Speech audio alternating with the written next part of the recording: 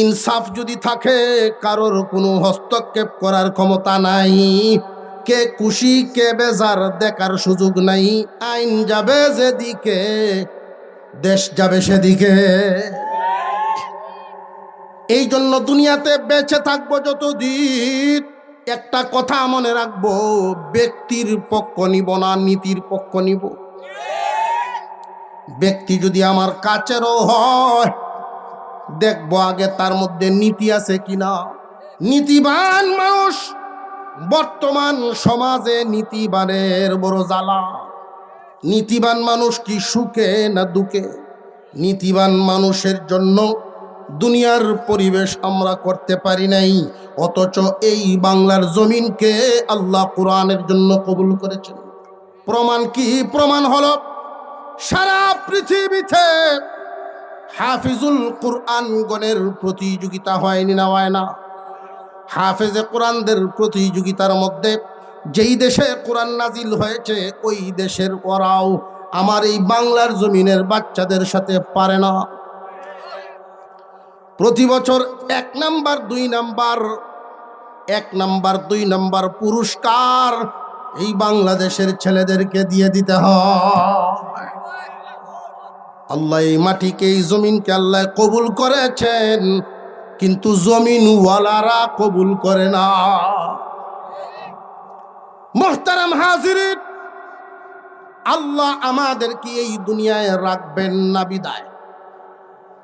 দুনিয়ায় কি আমরা থাকবো না বিদায় নেওয়া লাগবো? বাবের সাথে তো বোঝা যায় না, আপনারা আওয়াজের লক্ষণ তো বলা না। একদিন ছিলাম না, একদিন থাকবো না। যেদিন ছিলাম না রুহের জগতে ছিলাম, যেই দিন থাকবো না শেষ ঠিকানা কোথায় যাব? জান্নাত। মুহতারাম হাজিরিন, আজ থেকে 100 বছর আগের কোনো মানুষ এখানে আসেনি। আমরা যারা এখানে আছি, আগামী 100 বছর পরে কেউ থাকবো না। দুনিয়াদারিরে বুঝাইতেছি আমরা যেই জন্য পাগলামি করি। আসার সময় সর্বোচ্চ 150 টাকার কাপড় লেগেছিল আমি আপনার গায়ে। আসার সময় 150 প্রয়োজন, যাওয়ার সময় 1500। নিজের ইজ্জত হেফাজতের শরীর গুড়ার জন্য আসার বেলায় 150, যাওয়ার বেলায় 1500। এই দুই বেলায় নিজে পড়ার ক্ষমতা নাই, অন্যরা পড়াইয়া দেয়। আসার বেলায়ও কিন্তু একাই ছিলাম, যাওয়ার বেলায় একাই থাকবো। মাঝখানে তুমি কার বোঝা কান্দে উঠাও? চাচাতো ভাই, মামাতো ভাই, গোষ্ঠীর মানুষ, কাছের মানুষ, দলের মানুষ, যেই বলুক না কেন যে ভাই রে, তোর সাথে আমার এতদিনের মহব্বত, পড়ছি যেহেতু বিপদে একটা মিথ্যা সাক্ষী দেয়।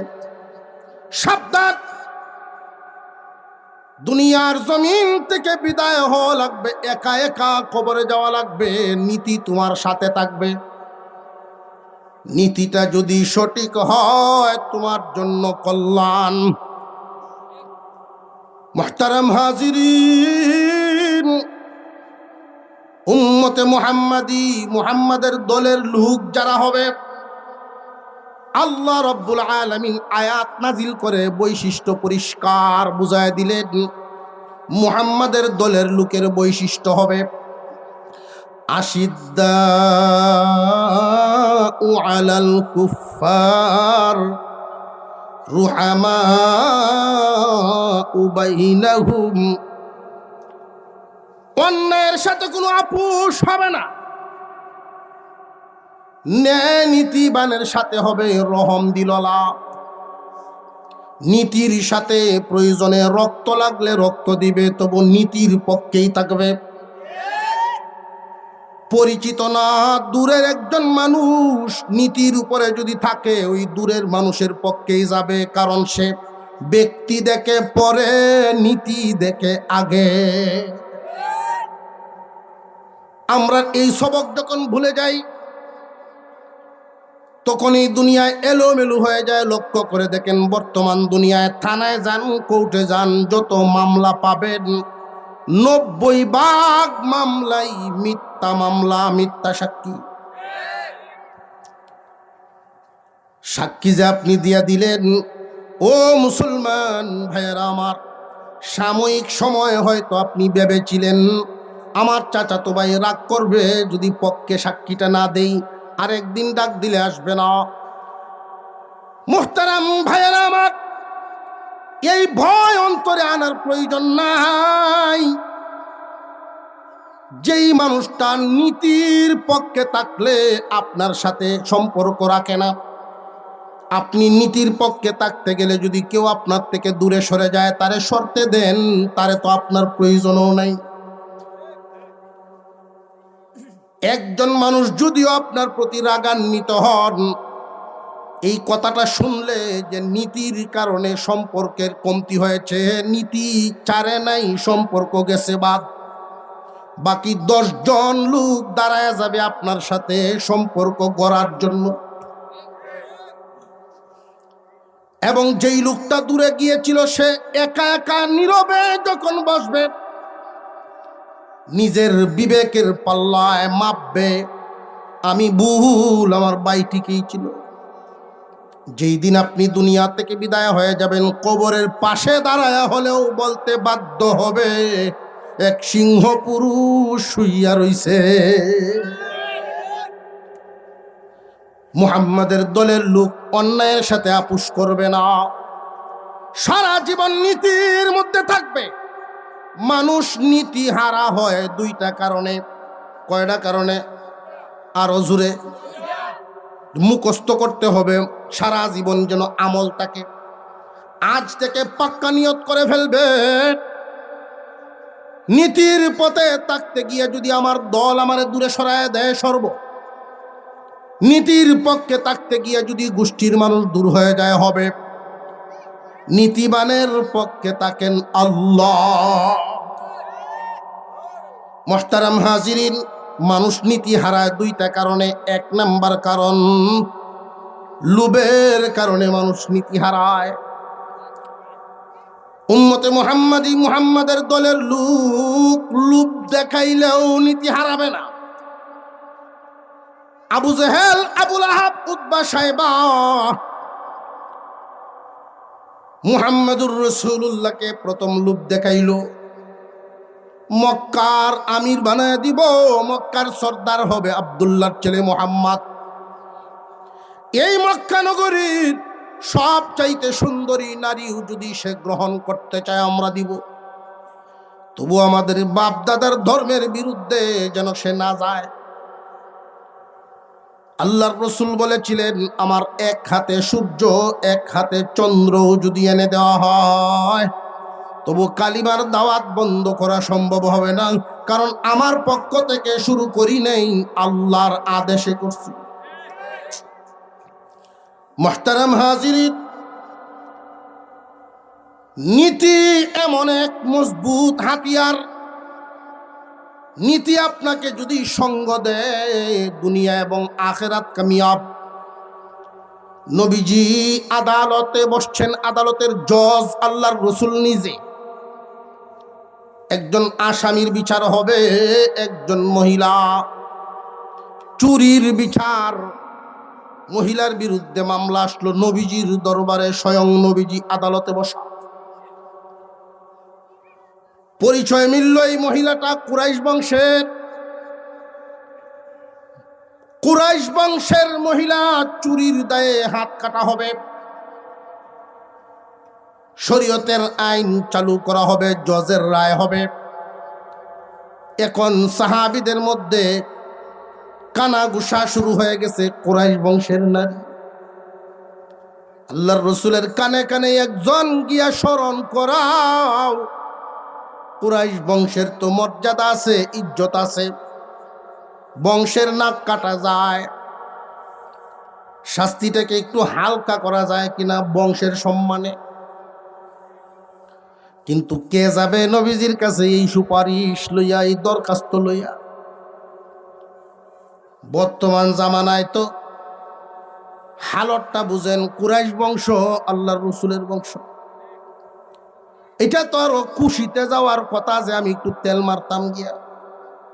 আপনার বংশের লোক একটু হালকা করেন, খুশি হনের কথা আরো, যে তুই আমার বড় সুরিদ্রে কবরটা লই আইসস। কারণ মানুষের বানানো আইনে যদি চলতো, মানুষের স্বার্থ উদ্ধার হইতো। আল্লাহর দিন কায়েম, আল্লাহর রসুলের কানে এই খবরকে পৌঁছাবেন। সাহাবীরা ভয় পান। হযরত উমরকে বলা হলো, আপনি সাহসী মানুষ, আপনি যান। হযরত উমর রাদিয়াল্লাহু আনহু জবাব দিয়েছিলেন, আমি তামাম দুনিয়ার বাতিলের সামনে মজবুত এবং শক্ত, কিন্তু আল্লাহর রসুলের সামনে মোমের চেয়েও নরম। আমার দ্বারা সম্ভব হবে না। শেষ পর্যন্ত ছোট্ট এক শিশু নবীজির নাতি হয়, পালক ছেলের দিকের নাতি। যায়েদ রাদিয়াল্লাহু তাআলা আনহুর ছেলে উসামা। হে উসামা যাও, কারণ দাদায় নাতিরে খুব আদর করে, নাতির আবদার দাদায় মানে, এটাই দুনিয়ার নিয়ম। ছোট্ট মানুষ গিয়া বলছেন, হুজুর, যেই মহিলা অপরাধী, এই মহিলা কুরাইশ বংশের, বিচারটাকে একটু হালকা করা যায় না? আল্লাহর রসুলের চেহারা মোবারক লাল হয়ে গেছে, নবীজি রাগান্বিত হয়ে গেছেন। আমি দুনিয়াতে থাকা অবস্থায় বুঝি এমন হয়ে গেল? আমি দুনিয়াতে থাকা অবস্থায় বুঝি এমন রদ বদলের চিন্তা এসে গেল? কান পেতে শুনো আমার উম্মত, কুরাইশ বংশের এই মহিলার জায়গায় যদি আমার ফাতেমা হতো, তবু চুল পরিমাণ হেরফের করার সুযোগ না। এর নাম ইসলামী আদালত, ইনসাফের আদালত। মুহতারাম হাজিরিন, ইনসাফ যদি কায়েম হয় জমিনে, ইনসাফ কায়েমের মেহনতে যারা থাকে, এই জন্যই তো মারা গেলে শহীদ হয়। কারণ ইনসাফ জমিনে কায়েম হবে, আল্লাহর দিন কায়েম হবে, এই ইচ্ছা কার? এই ইচ্ছাই তো আল্লাহ মানুষ বানাইছেন। এই পৃথিবীর অন্য কোনো প্রাণীর এত টেনশন চিন্তা ভাবনা নাই, মানুষের চিন্তার কারণ আছে। মানুষের মর্যাদা বেশি, মানুষের চিন্তাও বেশি। জান্নাতের টিকিট পেয়েছিলেন সাহাবায়ে কেরাম, এরপরেও চিন্তা মুক্ত ছিলেন না। একটা কুকুর দেখলে পর্যন্ত তারা এই কথা বলতেন, হায় রে, আমি যদি কুকুর হইতাম। চিন্তা আসেন না, আল্লাহর সামনে তো জবাব দেওয়ার কোন ফিকির চিন্তা পেরেশানি ছিল না। সমস্ত মাখলুককে আল্লাহ দুনিয়া থেকে বিদায় হওয়ার পরেই হুকুম দিবেন, কুনু তুরাবা, মাটি হয়ে যাও, তোমাদের চাকরি খেদমত শেষ। বানাইছিলাম মানুষের গোলামির জন্য, ডিউটি করছো শেষ। কিন্তু মানুষ বানাইছেন আল্লাহ নিজের জন্য। মানুষকে আল্লাহ দিয়েছেন বেশি, মানুষের জন্য রাখছেনও বেশি। মানুষকেই আল্লাহ শেষ ঠিকানা দিবেন, হয়তো পুরস্কার, না হয় সাজা। মহান মাওলাই করিম আমাদেরকে দুনিয়াতে পাঠানোর আগে রুহের জগতে আমরা ছিলাম, সেখানে স্বীকার করেছিলাম আপনি আমাদের রব। এই স্বীকারোক্তিটা কতটুকু ঠিক থাকে, এই পরীক্ষার জন্য আল্লাহ দুনিয়াতে পাঠালেন। মার গর্ভে একজন শিশু থাকা খাওয়ার সব ব্যবস্থা দুনিয়া থেকে করা কখনো সম্ভব না, করে দেন কে?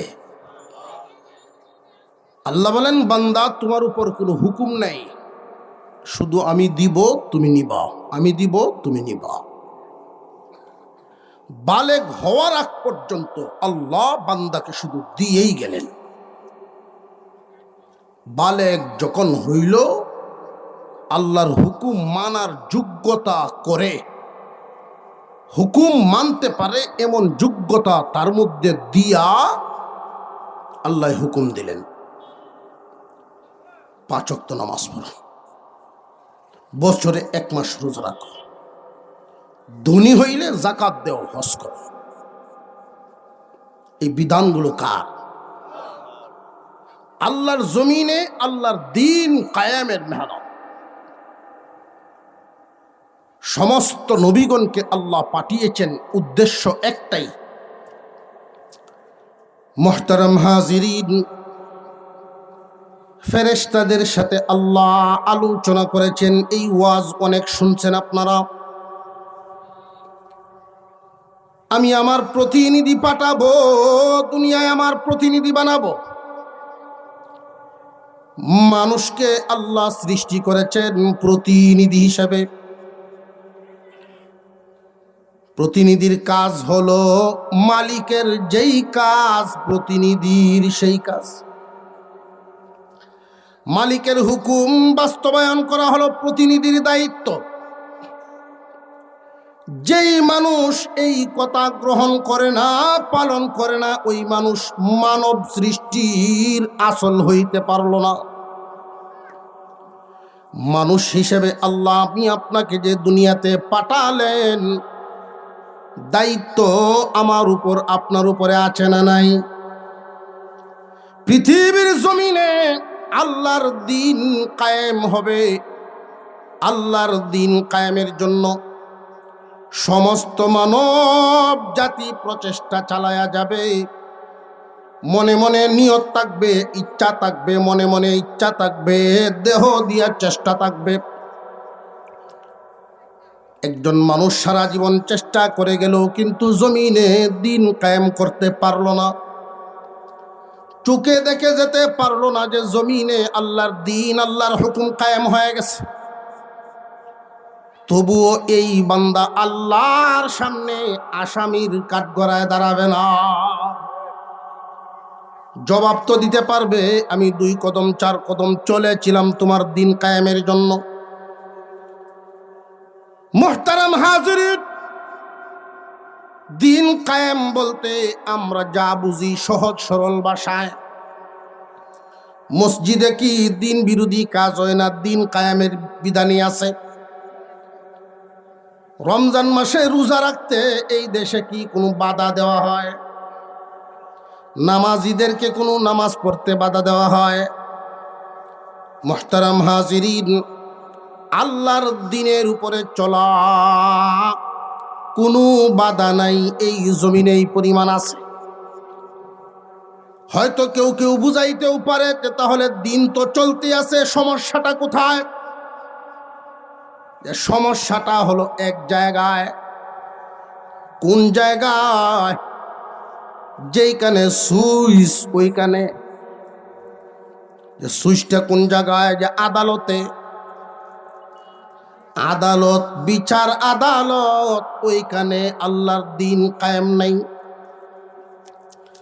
ওইখানে যদি বিচার ব্যবস্থা, আইন যদি আল্লাহর দ্বীন কায়েম হয়ে যায় আইন ব্যবস্থায়, তাহলে ওইটা বাস্তবায়ন হবে জমিনে, ফলাফল ভোগ করবে মানব জাতিরা। মানুষের সৃষ্টিকর্তাকে অন্যরা সন্দেহ আছে। আমাদের মালিককে, আমাদেরকে বানাইছেন যিনি, আমরার ব্যাপারে জানেন তিনি। মাছ পানিতে শুকনায় তুললে তার সুখ নাই, ঠিক তেমনি ভাবে মানব জাতিকে আল্লাহ সৃষ্টি করেছেন। মানুষ কিসে সুখী হবে, কিসে সমাজ শান্তি হবে, আল্লাহর চাইতে আর কেউ বেশি জানে না। মহান মাওলাই করিম যুগে যুগে নবীগণকে যে পাঠিয়েছেন, একটাই মিশন ছিল আল্লাহর হুকুম জমিনে বাস্তবায়ন। আল্লাহর হুকুম যদি জমিনে বাস্তবায়ন হয়, তাহলে সব মানুষের অধিকার সমান হয়। গরিবের 1 ফোঁটা রক্তের যত দাম, ধনীর এক ফুটার রক্তের ততই দাম। গরিবের একটা হাতের যত দাম, ধনীর একটা হাতের ততই দাম। এটাকে বলা হয় ইনসাফ। সমান সমান নিসফু, ইনসাফ নিসফুন। নিসফুনের মূল ধাতু নিসফুন থেকে ইনসাফ। নিসফুন মানে অর্ধেক। এই বোতলের মাঝামাঝি অর্ধেক মাপ আছে না নাই? এদিক দিয়ে অর্ধেক, এদিকে অর্ধেক, এটাতে বলা হয় নিসফুন। নিসফুন থেকে ইনসাফ। গালির বদলা গালি, চরের বদলা চর, কুনের বদলা কুন। জমিনে যদি এইভাবে এক একজন মানুষ ইনসাফ পায়, একমাত্র আল্লাহর দিন কায়েমের মাধ্যম ছাড়া রাস্তা নাই। বর্তমান সময়ে আমরা যা দেখতে পাই, আল্লাহর দিন কায়েমের মাধ্যমে দুনিয়া চলে না মানুষের বানানো আইনে দুনিয়া চলে? মানুষের বানানো আইন শুধু এখন না, হাজার হাজার বছরের ইতিহাস হলো। বড় যে আরো বড় হয়, মরা যে আরো মরে। দুর্বলের কোনো বিচার নাই। ধনী যদি অপরাধ করে শাস্তি কম হয়। এই অপরাধ, একই অপরাধ দুই দলের ক্ষেত্রে দুই রকম, সাজাও দুই রকম। খেয়াল করে দেখবেন, বালিখোলা বাজারে যদি 500 টাকা চুরি ধরা পড়ে কোনো চোর, তারে প্রথমে দেওয়া হয় গণদুলাই। এরপরে থানা পুলিশ করে তারে মামলা দেওয়া হয়, জেলে নেওয়া হয়। জেলখানায় অপমানিত করে তারে ওই 500 টাকার চোরকে যেই পরিমাণ শাস্তিটা দেওয়া হয়, এই দেশের 5000 কোটি টাকা জনগণের মাল চুরি করেছে, তার ব্যাপারে কিন্তু এমন পদক্ষেপ নেওয়া হয় না। তারে যদি অ্যারেস্ট করা হয়, আগে ফোন করে জানানো হয়, স্যার আইতেছি। জোরে কর।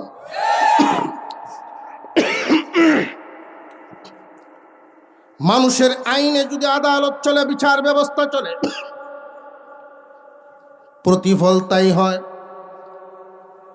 সাধারণ চোর, সাধারণ মানুষের যেই জেলখানার সেলগুলো, রাতের বেলায় 1 ফুট জায়গা মশার কামড়ে 2 কম্বল সারা বছর। 2 রুটিতে নাস্তা। আর যদি ওই সুড্ডা যদি নামি দামি হয়, নামি দামি চোর যদি হয়, 1000 কোটি টাকা চুরি করে, তাকে তার বাসা থেকে টিফিন বাড়ি ভরে খানা আসে, রান্না বউয়েরাতে। সাধারণ ছেলে তারে রাখা হয় না, ভিআইপি চোর। ভিআইপি চোর, এসি রুম। বলেন তো দেখি, তার চুরির ছাড়ার দরকার আছে জীবনে? বরং সে যদি ক্ষমতায় না থাকে, বাহিরে থাকলে বয় আছে। ক্ষমতায় যারা, রাস্তায় ফাইলে ফিরাইব তারা। সেই এসি রুমও আর্মি পুলিশের বেষ্টনীতে আছে আরো আরামে। মানুষে যদি বানায়, যুগে যুগে রাজা বাদশারা মানুষের উপরে এইভাবে শোষণ করে এসেছে। মানুষের তৈরি আইন যুগে যুগে মানুষকে আঘাত করেছে। ক্ষমতাধর ব্যক্তিরা নিজেদের স্বার্থের জন্য জমিনে তাদের নিজেরার হুকুম চালিয়েছে। প্রতিবাদ যারা করেছেন আল্লাহর হুকুম বাস্তবায়নের জন্য, বহু গুণী গুণী মানুষকে জীবন কাটাইতে হয়েছে জেলখানার ভিতরে, বিনা অপরাধে জেল কাটাইছে। কোনো অপরাধ নাই, অপরাধ একটাই, হক কথা কেন বলে? এটাই অপরাধ। হক কথা বলার কারণে জমিনে এমন বহু নির্দোষ মানুষ সাজা ভোগে। এই বিষয়টা কি বাউ চলে না উল্টা? উল্টা হইল। ছাত্র আর উস্তাদ ভ্রমণে বেরিয়েছে, তো ঘুরতে ঘুরতে এমন এক দেশও গেছে, দেশের নাম আজব দেশ। দেশটার নামেই আজব দেশ ভ্রমণ করতে গেছে। নামটা যেহেতু আজব দেশ, তারাও খুব আকাঙ্ক্ষা নিয়ে গেল, আজব আজব জিনিস আছে মনে হয়, দেখা যায়। গিয়া দেখে তেলের দাম, মরিচের দাম, আদার দাম, পেঁয়াজের দাম সব এক দাম।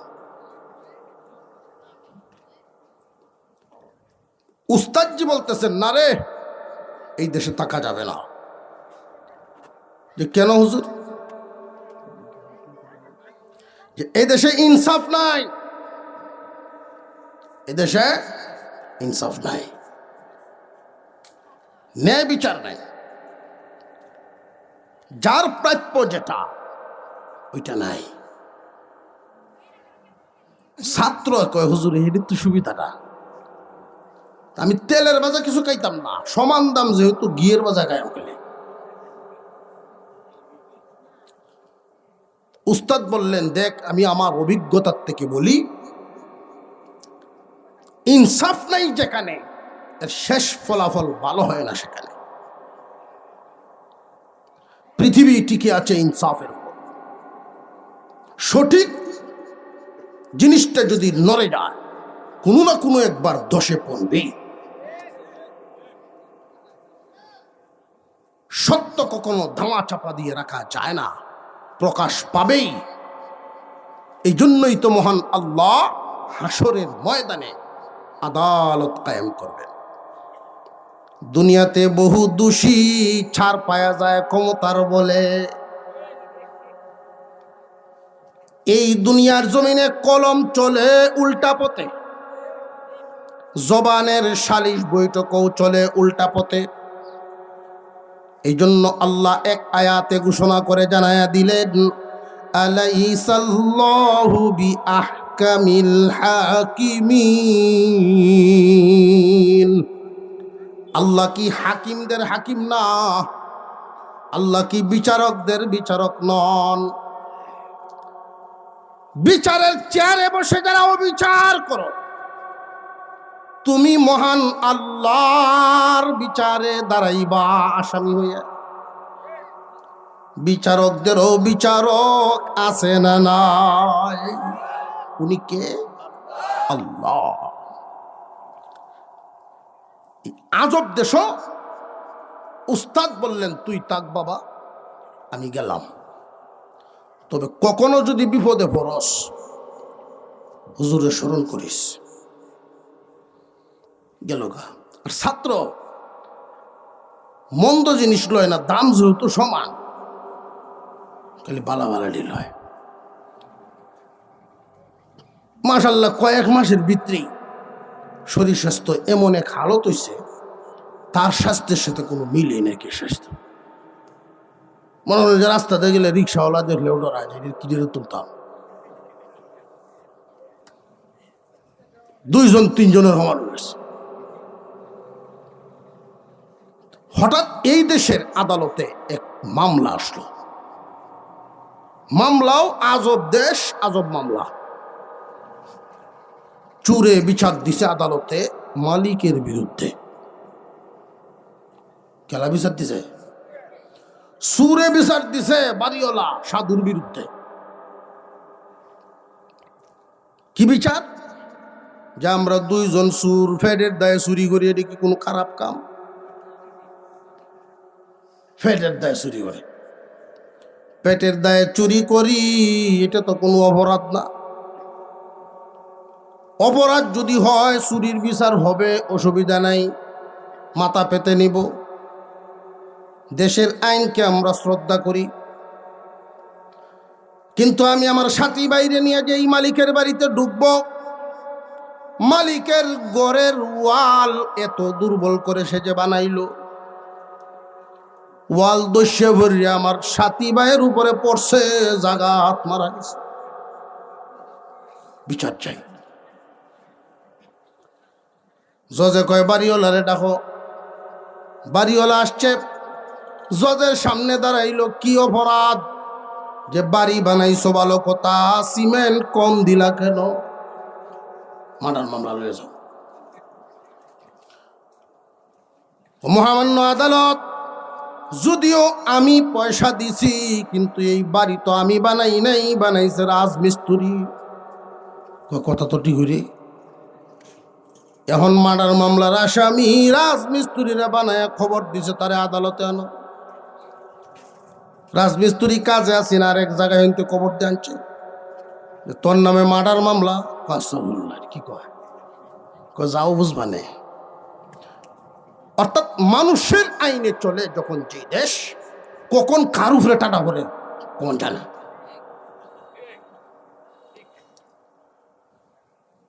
এই লোক যখন গিয়ে হাজিরা দিল, উনি উনার হালত বর্ণনা করলেন। জজ সাহেব বলেন, উনি মাল দিছে সঠিকভাবে মিশাইলে না কেন? যে ওই দিন একটা ঝামেলা হয়ে গেছেন আদালত।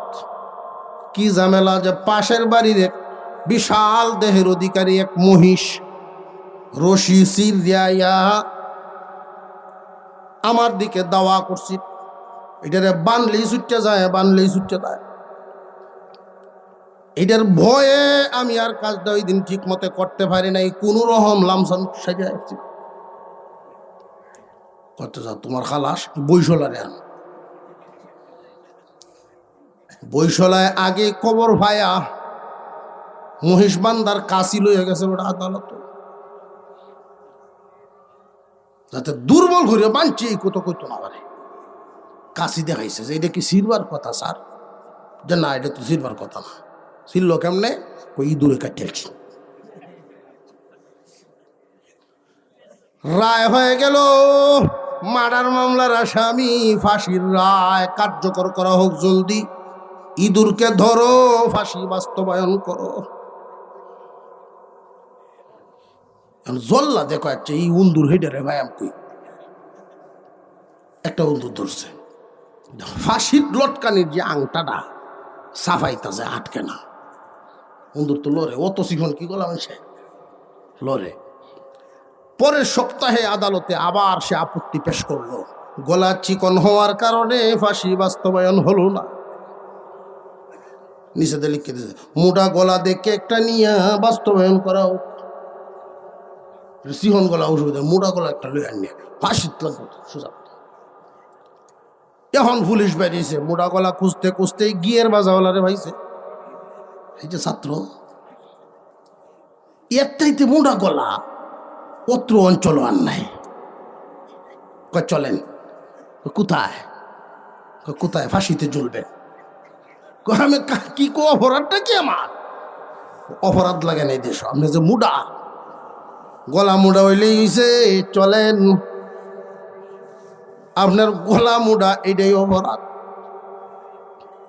দেশ ফাঁসির আগে তার মনে কোনো কিছু চায় কি চায় না এটা জিজ্ঞাসা করে। এই তোমার কোনো শেষ ইচ্ছা আসেনি? আমার মনের শেষ ইচ্ছা হইলো আমার হুজুরে একটু দেখতাম। হুজুরে ঠিকই বলছিলেন, এই দেশে ইনসাফ নাই, এই দেশে থাকতে নাই ইনসাফ ওয়ালা দেশে যাও। হুজুরে একটু দেখতাম। খবর দিয়ে হুজুরকে আনা হলো। আতহ ধরে তওবা তাসতির করে, এই দেশে যদি ইনসাফ কায়েম না হয় আমি থাকবো না, আপনার সাথেই চলে যাব। হুজুর কোনো রকম বাঁচায় দেন।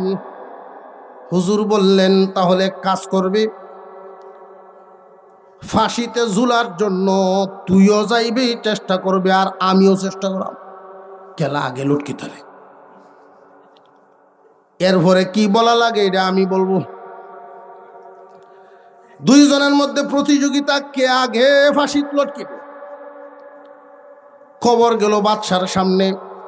বাদশা তো অবাক, ফাঁসিতে ঝুলাইবার আগে কান্নাকাটি হওয়ার কথা। দুইটারে আনামার দ্বারা নিচে কি মরার জন্য মানুষ পাগল হইতে জীবনে শুনছি না। হুজুরে কয় কারণ আছে। কি কারণ? যে সবার সামনে কারণ বলা যাবে না, কানে কানে কইতে। আসেন আমার কাছে, কানে কানেই বলেন। কানে কানে এই আম্মক বাদশাকে বলে যে আজকের ফাঁসিতে যে ঝুলবে আগামী 7 সিঁড়ি পর্যন্ত সেই দেশের বাদশা হয়ে আসবে।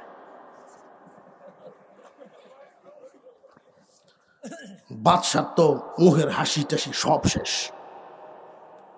প্রধান সেনাপতিরা ডাকতেছে, এদিকে এসো।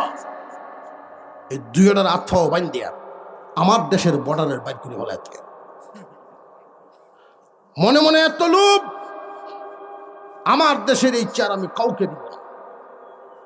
জলদি আমারে গোসল করায় রেডি করো, আমারে সাজাও, সাজায় নেয়া জুলাও, আমারে নেয়া ফাঁসি জুলাও, আমি বিকালে আইতেছি। 7 সিঁড়ি পর্যন্ত এই চেয়ারও আমারই তমল।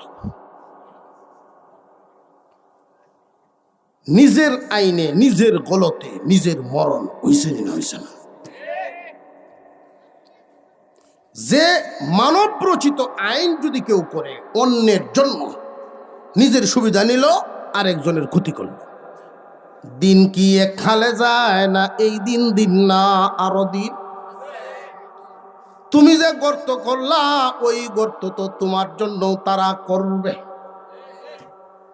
কিন্তু ইনসাফ আল্লাহ পাক রব্বুল আলামিন জমিনে শান্তি দিবেন, জমিনের নিচ থেকে বরকত আসবে, উপর থেকে বরকত পড়বে। আল্লাহর ইচ্ছা পূরণ হইলে না বিরুদ্ধে গেলে। মুহতারাম হাজিরিন, খুব মনে রাখবেন, এই জমিনে আল্লাহর দ্বীন ইনসাফ কায়েম ছিল এক সময় আমাদের এই বাংলার জমিনে। এই জমিনটা যে আল্লাহর কাছে কবুল হওয়া জমিন, এটা এমনিই বলি নাই, আমি আমার অভিজ্ঞতা ইতিহাস তালাশ করে বলি। 800 হিজরির দিকে সোনারগাঁ আমাদের এই দেশে কিনা নারায়ণগঞ্জের এই সোনারগাঁ ছিল মারকাজুল উলুম দুনিয়া, তামাম দুনিয়ার ইলমের মারকাজ। এখন যেইভাবে মানুষ দেওবন্দে যায়, এক সময় মানুষ বুখারা সমরকন্দে যাইতো, বাগদাদে যাইতো। মক্কা মদিনার থেকে বাগদাদ হয়ে বুখারা সমরকন্দ। দেওবন্দেরও অনেক আগের ইতিহাস আমাদের এই নারায়ণগঞ্জের সোনারগাঁ দারুল উলুম ছিল। ইলম নেওয়ার জন্য তাম পৃথিবী থেকে মানুষ আসতো। এত বড় বড় পণ্ডিতরা এখানে থাকতেন, ইসলামের বড় বড় দার্শনিকরা। ইসলামের ইতিহাস, পিছনের ইতিহাসগুলো শিক্ষিত ভাই যারা তারা পড়বেন, তাহলে জানবেন আমাদের গৌরবের সেই দিনগুলো। বর্তমান সময়ে আপত্তির সাথে বলতে হয়, দুঃখ লাগে, একজন কিশোর যুবক নৌজওয়ানকে ডেকে যদি জিজ্ঞাসা করি, ভাই মুসলমান বলো তো দেখি কাজী কারে কয়, কইব বিয়া পড়ায় যে, ঠিক না বেটি? অথচ কাজী হলো মুসলমানদের প্রধান বিচারপতি। কাজী উপাধি মুসলমানদের প্রধান বিচারপতি যিনি, উনি হলেন কাজী, বিচারক। খলিফা কারে চিনি আমরা? খলিফা যে পাঞ্জাবি বানায় টেইলার, ঠিক না বেটি? আবার কিছু মানুষে চিনে যে সুন্নত করায়, সুন্নতে খতনা মুসলমানি করা যায়, এবারেও খলিফাটা হয়। যুক্তি কি? তার যুক্তি হইল খলিফাই বলেন আর সুন্নত করা নেই বলেন, এরা কাটার মাপ ঠিক। চিন্তা করছেন বিষয়টা? এটা ইংরেজদের কাজ, মুসলমানদের ঐতিহ্যবাহী ঐতিহ্যশীল শব্দগুলোকে নিয়ে নোংরামি করা। সমাজ থেকে উঠায় দিল এই শব্দটা, মুসলিম জাতির মগজ থেকে সরায় দিল। মুসলমানদের আদালত ছিল তখন, মুসলমানদের খলিফা ছিল সোনারগাঁয়ে। কাজী বসত, কাজীর আদালতে বিচার গেল বাদশার বিরুদ্ধে। তখনকার একটা ঘটনা আজকে শোনায় দিই। বাদশার বিরুদ্ধে বিচার, তাও বিচারটা দিয়েছেন প্রভাবশালী কোনো মানুষ না, ধনী মানি গুণী নামি দামি এমন কোনো মানুষ না। গ্রাম অঞ্চলের একজন হত দরিদ্র মহিলা, স্বামী হারা বিধবা নারী, কয়েকটা ছাগল বাচ্চা কাচ্চা সহ লালন পালন করে। এইগুলোই হইল তার একমাত্র অর্থ সম্বল। এক ছোট্ট ছেলে রেখে স্বামী বিদায় হয়ে গেলেন।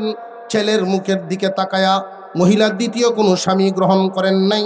এই ছাগলগুলো লালন পালন করে বাচ্চাটার সাথে সাথে রাখে। সকালবেলায় মক্তব পড়ায় আর সারাদিন মার সাথে সাথেই ছাগল রাখালি করে বাচ্চা। ওই দেশের খলিফা শিকারে যাবেন, ওনার শখ ছিল শিকার করা, তীর ধনুকের কাজ। তখন নদীর পার দিয়ে যাচ্ছেন, উঁচা একটা টিলার আড়ালে ছাগল রাখালি করে এই বাচ্চার মা বাদশাহ খেয়াল করেন নাই। আর ওই টিলার ওই পারে তারা তীর চালিয়ে দিলেন শিকার করার জন্য। এই তীর লক্ষ্যভ্রষ্ট হয়ে টিলার উপর দিয়ে চলে যায়, বাচ্চার গায়ে গিয়ে লাগে।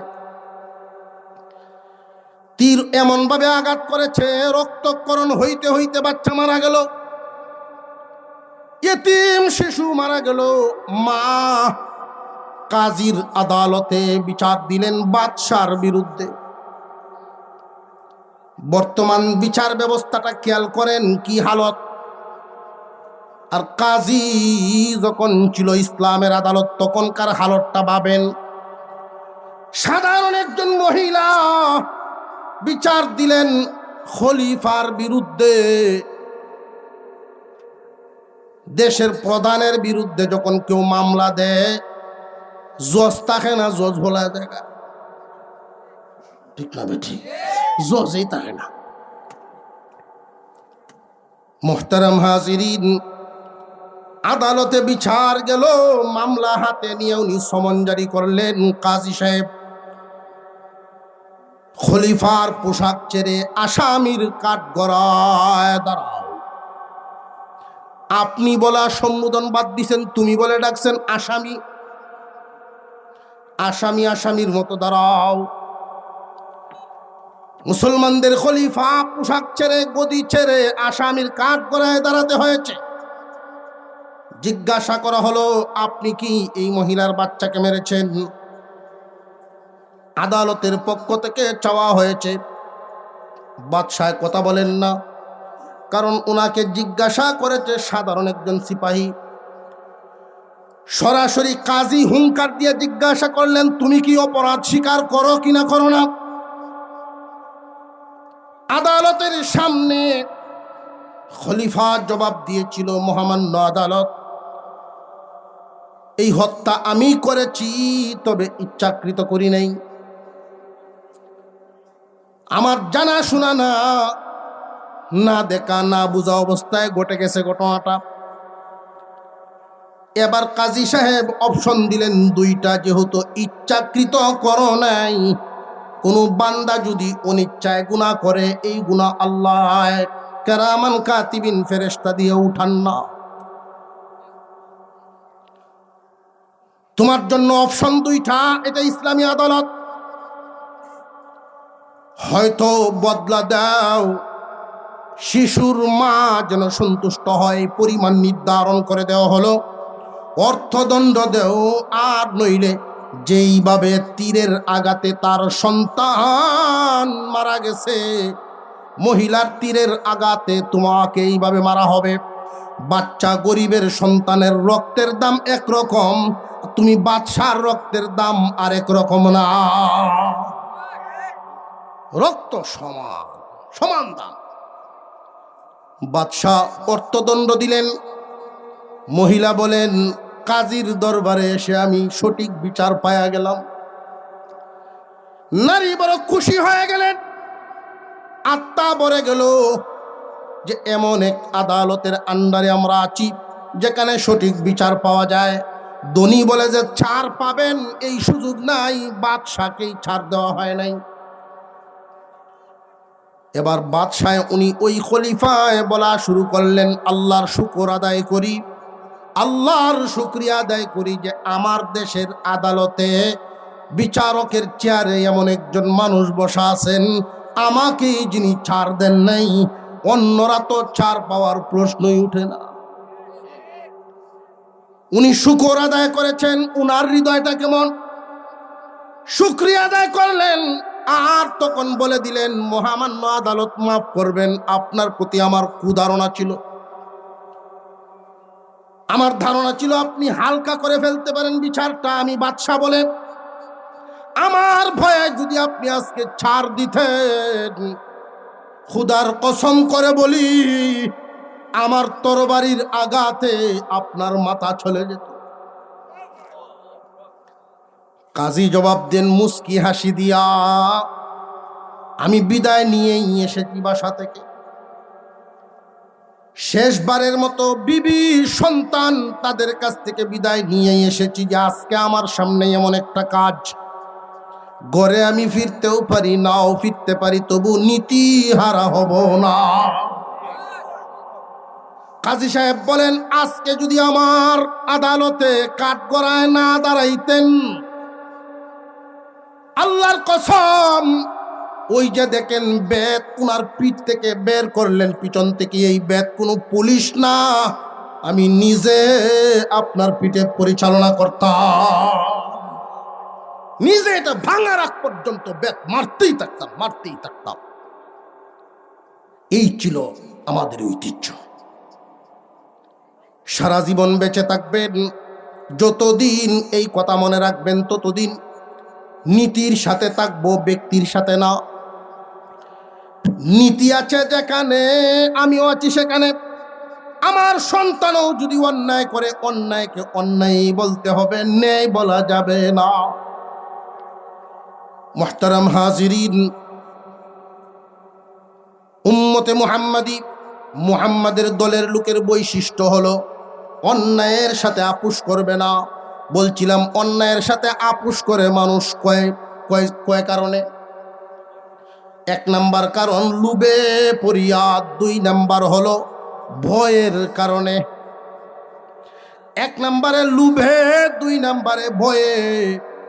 কিন্তু মুহাম্মাদের সত্যিকারের দলের লোক যারা হবে, তারা নীতিটাকে এমন ভাবেই ধরবে, ভয় দেখাইয়াও মামলা দিয়া, এমনকি স্ত্রী সন্তান পরিবার মালামাল যত কিছু আছে দুনিয়ার কোনো ভয় দেখায়া তাদেরকে নীতি হারা করা যাবে না। নিজের জীবনেরই কোনো মায়া নাই, একমাত্র আল্লাহর মহব্বতে মন ভরা। যেই হৃদয়ে আল্লাহর ভয় পূর্ণ মাত্রায় থাকে, অন্য কোনো ভয় ঢুকার জায়গায় নাই। ভয় একমাত্র আল্লাহকেই করে। আল্লাহর আদালতে দাঁড়াইতে হবে, এই ব্যক্তি মিথ্যা সাক্ষী দিবে না, নীতিহারা হবে না। বরং বর্তমান দুনিয়ার হালত হলো মানব রচিত বিচার ব্যবস্থায় মানুষ বেচা কেনা হয়। আর নীতিবান সমাজে, নীতিবান দেশে মানুষ ইনসাফ বন্টন পায়, ইনসাফের বন্টন পায়। ইনসাফ যদি কায়েম হয়, এই দেশে সর্বপ্রথম সরকারের পক্ষ থেকে, মুসলিম সরকারের পক্ষ থেকে দুইটা ঘোষণা আসবে। এক নাম্বার ঘোষণা, মুসলমান যার যার হালতে, যে যেখানে যে হালতে আছে, নামাজে দাঁড়ায় যাও। মুসলিম শাসকের পক্ষ থেকে যেই ঘোষণাটা আসবে, আকিমুস সালাহ, আল্লাহ যেইভাবে ঘোষণা দিয়েছেন, আল্লাহর খলিফা প্রতিনিধি, মানুষদের প্রধান, উনিও এইভাবেই ঘোষণা দিবেন, নামাজে দাঁড়ায় যাও। অন্যান্য ধর্মের লোকেরা তারা তাদের ধর্ম পালন করবে, এই স্বাধীনতা তাদেরকে দেওয়া হবে। এই দেশ সকলে বসবাসের দেশ। যদি কখনো নীতিবান মানুষ, আল্লাহর কোনো বান্দা এমন হন, আল্লাহর রসুলের দলের লোক, উম্মতে মুহাম্মাদি যদি হন, ঘোষণা দিবেন এইভাবে, নামাজে দাঁড়ায় যাও। দুই নাম্বার ঘোষণা হবে, সুদভিত্তিক অর্থনীতি পরিবর্তন করে যাকাত ভিত্তিক অর্থনীতি চালাও। সুদ ভিত্তিক অর্থনীতি পরিবর্তন করে যাকাত ভিত্তিক অর্থনীতি যদি প্রণয়ন করা হয় দেশে, বুকে হাত দিয়ে নিশ্চিত করে বলতে পারি 5 বছর লাগবে না, দরিদ্র বিমোচন হয়ে যাবে দেশে। যাকাত দেওয়ার লোক থাকবে না। হিসাব মিলায় দেখা আছে আমাদের দেশে আল্লাহ অনেক নিয়ামত আমাদের দেশে দান করেছেন, বহুত নিয়ামত দান করেছেন, পরিচালনার লোক নাই। শিয়ালের কাছে মুরগি ভাড়া দেবে যে দেখতে রাখিস, শিয়ালের কাছে মুরগি ভাড়া দেবি দেখতে রাখুন যাব ফেডো কিদা লাগলি হ্যাঁ কে। মুহতারাম হাজিরিন, সমাজের দায় দায়িত্ব আমরা এমন ব্যক্তিদেরকে দেই যারা নিজেরাই রাক্ষস, নিজের মধ্যে নীতি নাই, তারা নেতার চেয়ারে বসাইছে। নীতিবান মানুষ যে উম্মতের নেতা হয় সে। আমরা মসজিদ কমিটি করলেও দেখছি সুদকুরের সভাপতি বানাইছে। কই যাবেন, কই যাইবেন? মুহতারাম হাজিরিন, যেন আমাদের সমাজকে পরিবর্তন করেন, বলুন আমিন। সহি বুঝদান করেন। কয়দিনের পৃথিবী বলছিলাম না? আসার সময় লাগছেন 150, যাওয়ার সময় 1000। লাভটা কি? নিজেরে বিক্রি করিয়া, নীতি বিক্রি করিয়া পয়সা কামায়া করবেনটা কি? এই পয়সা পকেটে লইয়াই মরণ লাগলো। দরবার হইব, এর আগেই মাতবরের দ্বারা যায় মানুষ। সাজি আপনি যাওয়ান লাগবো, বাবা ডায়াবেটিস, প্রেশার, রোগ কুটি দেখা যাচ্ছে, এটা সাইডে দিছি ওনার না বাজান টাও নি লাগবে 5000 টাকা দিছে। কইটা কিতা এই দিকের লাগিতে কয় 12 টাকা দিবেন, কোর্সবাতি করবেন। কতক্ষণ পরে আরে বাচ্চা আছে যতদিন তো যাওয়ান লাগবে, আচ্ছা যা বাবু উঠছে, কিন্তু ডায়াবেটিসটা কমছে, প্রেশারটা নিয়ন্ত্রণে আইছে, চার্জ হয়েছে। এমন চিত্র আছে না নাই? বিকালে আইছে সেই পক্ষ, এক পক্ষের তো কাইছে অর্ধেক ঘুষ করল পুরাটা, অর্থাৎ একটা মুরুখ পুরা আস্তাটা করে আড্ডি চাবাইয়া চুবাইয়া খাইব। সেই পক্ষ আইছে, সাজি কিস্তা হুন চোর হুন তাসি বাতাস শুনি, বাতাস শুনে কথার যে স্টাইল, এরা 12,000 দেখেছে। ফাঁসের দাম ফাঁস টিকবো 12 সামনে 12,000 রাখে, 2 পক্ষের তো ঘুষ খাইছে। পরের দিন যখন দরবার শুরু হয়েছে 5,000 উঠলে দেখতেছে কি দরবার বুঝাইতেছে, তো তাল বেশি বুঝতে না। সে মনে করতেছে বুল্লিয়াল চাবান বেটা 5,000, বুড়া মানুষ কইয়াই কেমনে দরবার করিয়া যে 5,000 টাকা দিয়ে ইসলাম বুল্লিয়াল চুনকিনা মনোটাই করাই কি ভাই। দাঁড়াইছে সাজি কিতাবাদান ফাঁক পাঞ্জতনের দোয়াই দিই, বাবা আপনারা ফাঁক পাঞ্জতনের দোয়াই দিতেছি, দরবারটা ভালো হইলে করায়। এবার বুঝেছে ফাঁক পাঞ্জতন 5,000 দিছি, এই ফাঁক পাঞ্জতন বুঝাইছে। একটু পরে আবার করছে, দরবার তোলাই নয় এই না, 3 বারের বেলায় মাথাব্বরে জব দে, বাবা রে তুই তো ফাঁক পাঞ্জাতন করতাছস, আমি 12 আউলিয়ার ভেসো ভরে রয়েছি। এই কারবারটি চলে। বেঁচে থাকবো যতদিন, নীতির সাথে থাকবো ততদিন। আমি নীতির উপরে চললে কোনো ব্যক্তির কাছে শত্রু হতে পারি, কিন্তু আল্লাহর বন্ধু হব। আত্মীয়তা আমার চাইতে দূরত্ব হতে পারে, কিন্তু আল্লাহর রসুলের নৈকট্য হব। এই দুনিয়া ছাড়লে সঠিক নীতি আমার সাথে যাবে। ওই যে বলছিলাম আমরা মানুষ, আমাদের সামনে বিপদ আছে, অন্য প্রাণীর নাই। বিপদের 4টা ঘাঁটি, নীতিবানের জন্য 4 ঘাঁটিতে থাকবে গেট সাজানো স্বাগত। 1 নাম্বার বিপদের ঘাঁটি মৌতের ঘাঁটি, 2 নাম্বার বিপদের ঘাঁটি কবরের ঘাঁটি, 3 নাম্বার বিপদের ঘাঁটি হাসরের মাঠ, 4 নাম্বার বিপদের ঘাঁটি ফুলসিরাত। এই 4টা ঘাঁটিতে নীতিবানের জন্য শান্তির ব্যবস্থা। একজন নীতিবান মানুষের মরণ হবে মার কুল থেকে বাবার কুলে যেইভাবে সন্তানটা দুইটা হাত উড়ায় হাসি দিয়া যায়, এইভাবে একজন নীতিবান মানুষ দুনিয়া ছাড়ার সময় খুশির সাথে দুনিয়া ছাড়বে, হাসতে হাসতে। আল্লাহর রসুল বলেন, কবর নীতিবানের জন্য জান্নাতের টুকরা। একটা ঘুম দিবে, কবরের জগতে এক এক মুর্দার এক এক হালত। ভালো হালতের মধ্যে নীতিবানের একটা হালত হলো, এক ঘুম দিবে ইসরাফিলের সিঙ্গার আওয়াজে ঘুম ভাঙবে। ধুলাবালি জারতে থাকবো আর বলবো, আহারে কাঁচা ঘুমরা ভাঙলো, কাঁচা ঘুম। সর্বশেষ যে ব্যক্তি দুনিয়া ছাড়বে 40,000 বছর কবরে থাকবে। যদি কয় কাঁচা ঘুম, তার কাছে মনে হবে ফজরের সুন্নত পড়তে লাগে যতক্ষণ, ঘুমাইছে এতক্ষণ। এই হলো নীতি সাথে রাখলে লাভ। কবরের জগৎ, হাসরের মাঠ, মানুষের মাথার উপরে আধাত উপরে সূর্য। নীতিবান মানুষকে আল্লাহ ডাকবেন আর বলবেন, দুনিয়ায় জ্বলে আসছো, এখন আর জ্বলাজ্বলি নাই। দুনিয়ায় পেরেশান হয়ে আসছো, এখন আর পেরেশানি নাই। আল্লাহর আরশের ছায়া তলে জায়গা, ফুলসিরাত, নো পেরেশানি নেই। বিজলির আকারে চোখের ফলকে পাড়ি দিবে। তো এই নীতি যদি সাথে রাখতে চান, দুনিয়ায় কিন্তু জ্বলতে হবে কাটা বিছানো রাস্তা, অন্ধকার পিচ্ছিল রাস্তা। নিঃসঙ্গ হতে পারে, জেল খাটা লাগতে পারে, এমনকি আক্রান্ত হতে পারেন, আঘাত পাইতে পারেন। নিজের কাছের মানুষ দূর হবে, মনে আঘাত, দেহে আঘাত, অর্থের ক্ষতি, বহুত লাঞ্ছিত হওয়া লাগতে পারে। এরপরেও আপনি মনে শান্তি পাবেন যদি নীতি ধরে রাখতে পারেন। আল্লাহ যেন আমাদেরকে নীতির পথে থেকে দুনিয়া ছাড়ার তৌফিক দেন, বলুন আমিন।